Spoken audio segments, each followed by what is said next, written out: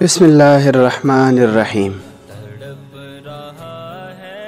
نگاہ عشق و مستی میں وہی اول وہی آخر، نگاہ عشق و مستی میں وہی اول وہی آخر، وہی قرآن وہی فرقان وہی یاسین وہی طہا۔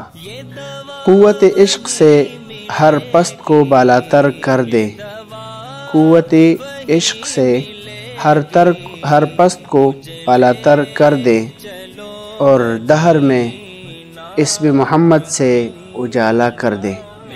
خالد لطیف، تم کامیاب ہو گئے، اگرچہ دنیاوی نگاہوں میں، دنیاوی عدالتوں میں اور یورپ کی نظر میں آپ ناکام ہو، لیکن اللہ کے ہاں اور آپ صلی اللہ علیہ وآلہ وسلم کے ہاں آپ کامیاب ہو۔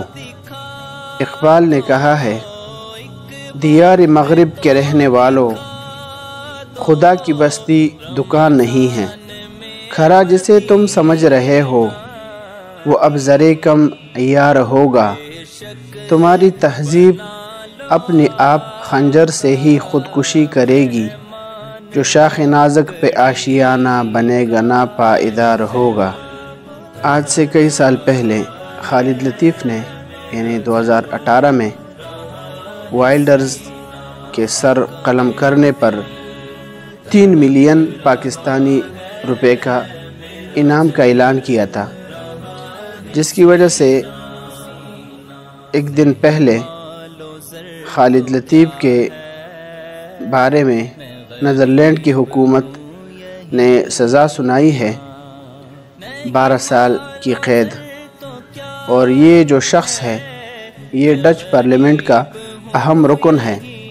تو جب خالد لطیف صاحب نے جس دنوں میں اس ویڈیو کو جاری کر دیا تھا، انہی دنوں میں زور و شور کے ساتھ پورے اسلامی ملکوں میں اس کے بارے میں جلسے اور دھرنے ہو رہے تھے۔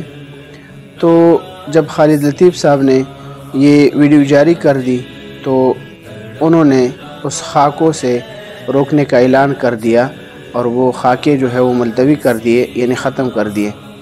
اب ہم خالد لطیف صاحب اسی طرح اور بھی جتنے بھی شاہینی ختم نبوت ہے، نبی علیہ الصلوۃ والسلام کے ناموس کے لیے کھڑے ہیں، ختم نبوت کے سلسلے میں کام کر رہے ہیں،